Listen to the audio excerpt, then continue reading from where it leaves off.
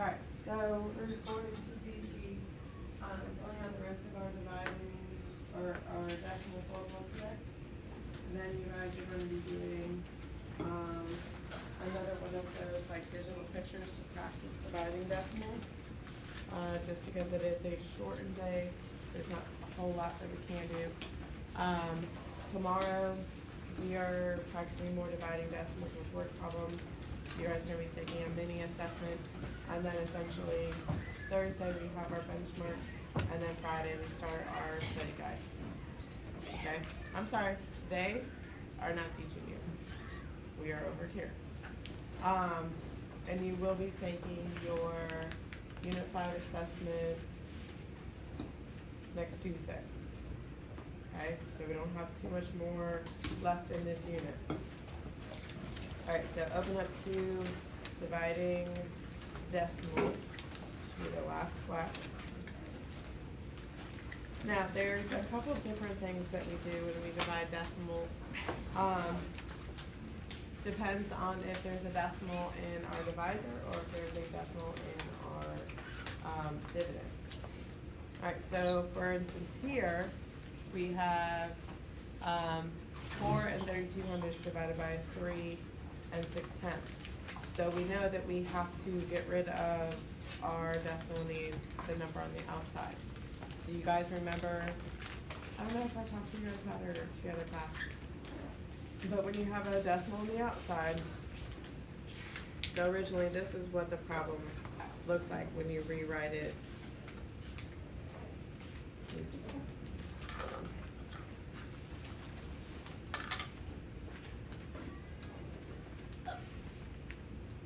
Okay, so this is the original problem, 4 and 32/100 divided by 3 and 6/10.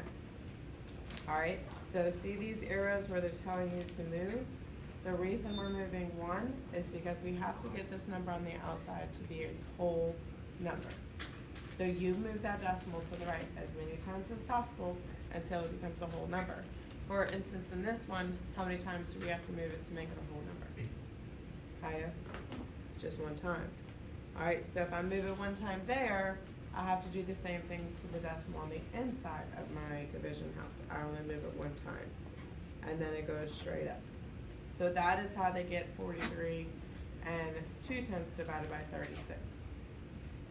Okay, just so you understand how we're going from here to here to here. Okay, so this is always what you have to do first when you're dividing a decimal by a decimal.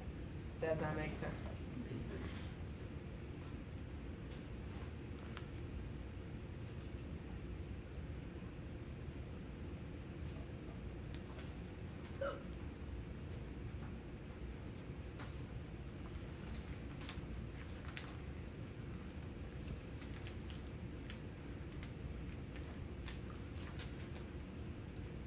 So dividing decimal by decimal, make divisor a whole number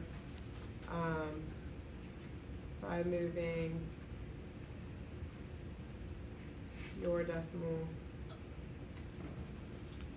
to the right. Okay, so give me a thumbs up when you have that.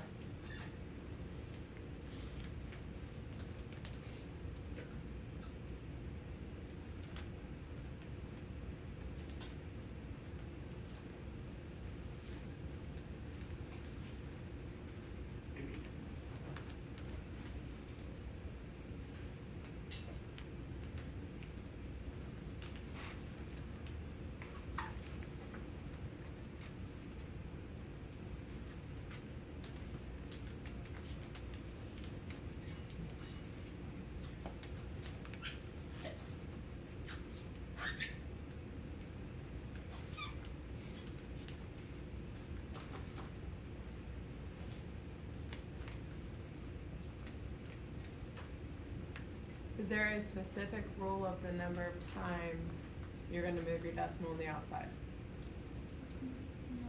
No. Alright, so over here I want you to make a little asterisk and no specific amount to move the decimal the outside.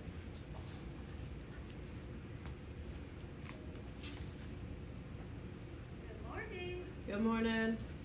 Bradley, Texas is checking out. Okay. Thank you.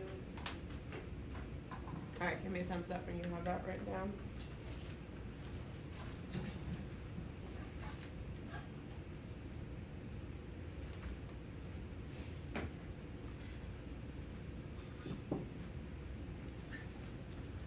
So thumbs up when you have this part written down. And then from here, it's just normal division after that.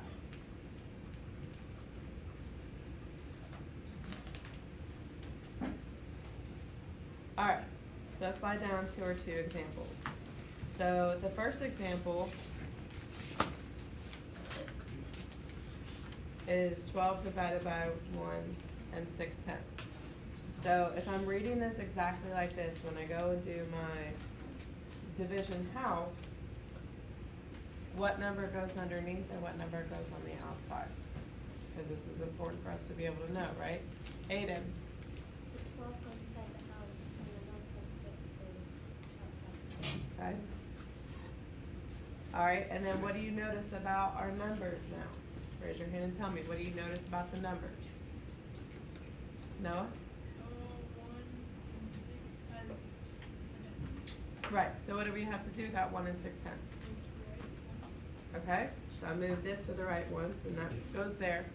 So now explain to me where I'm moving my decimal on the inside, because I don't have a decimal on the inside. You don't know? Where's the decimal in a whole number?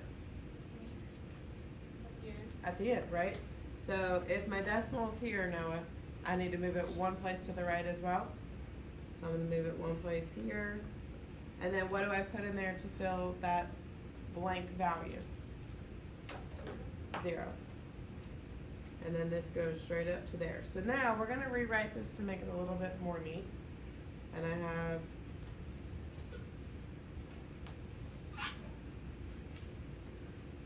this as the problem that I am now solving. Okay? Questions? Make sense? I mean, obviously, no it doesn't, because why do we have to move all these decimals and stuff? That's just the way the math is, okay? But, doesn't make sense as to why we have 120 and then 16 now. Okay.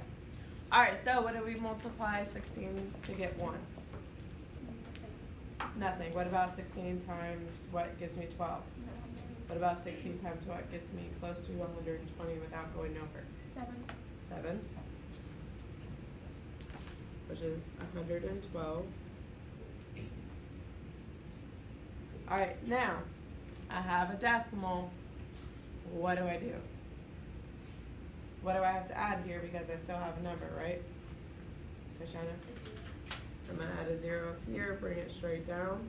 And then what do I multiply 16 by to get 80? Jonathan? Alright, so my answer for this one is 7.5.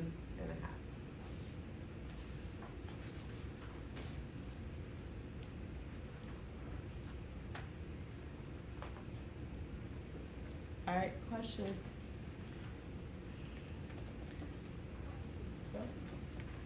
Okay. Give me a thumbs up when you have this completed. You should not be working on the other one.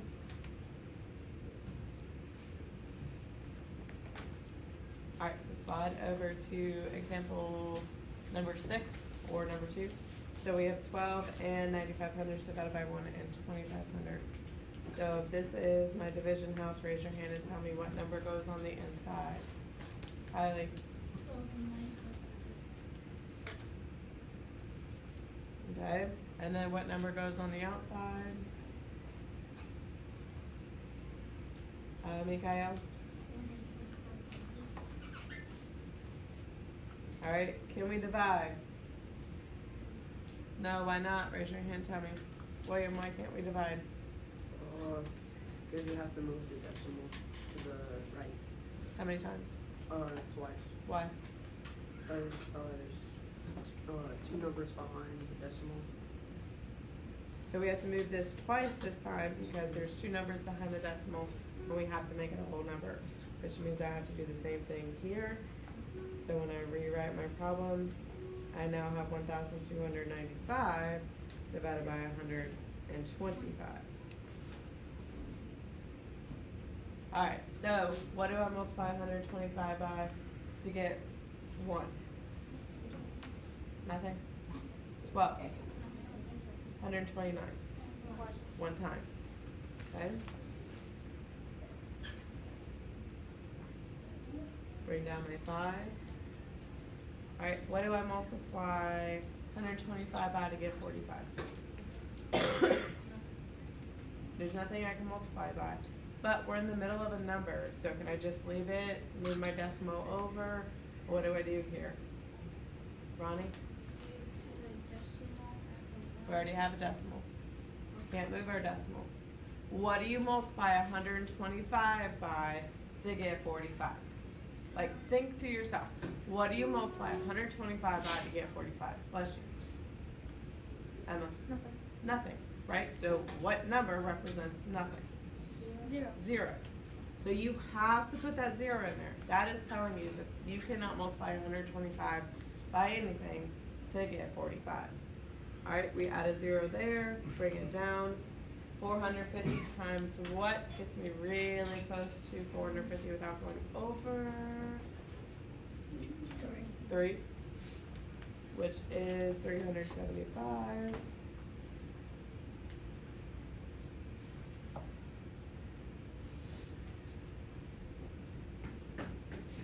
Alright. Good Lord, I cannot, what did I do first?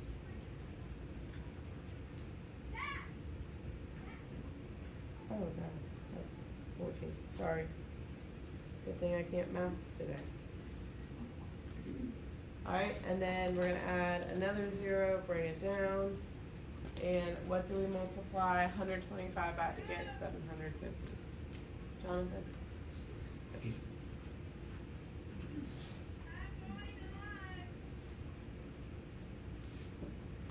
Alright, let's go. Hold on, let's finish this real quick and then we'll wind up for lunch. Alright, so our answer is 10 and 36 hundredths.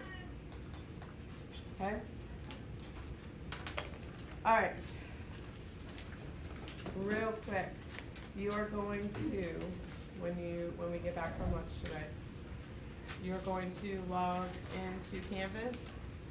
You are gonna go to Tuesday, January 24th, ELA benchmark. Guys, stop moving and just, we're not going to lunch. So listen, I will keep you as long as I want. You need to go to Tuesday, January 24th, ELA benchmark. This is the division foldable we just did. This is your math card picture. Just like yesterday, you're making a copy and you're going through. Now, a couple of students tried to be super sneaky yesterday and use a calculator. Don't really know why, because there's no benefit to you using a calculator. Okay? A couple of these, you don't have any decimals. Some of them you have decimals in both. Please show your work. You're going to be submitting this on Canvas today. Same rules apply as yesterday. I had 7, 1, 2, 3, 4, 5, 6, 7, 8. 8 people not turning in the thing yesterday. Don't know why. You have 5 days. Every day that it's late, it's 10 points off until that 5th day, and then it's a 0. Okay? Questions for when you return from lunch? All right, go ahead, line up.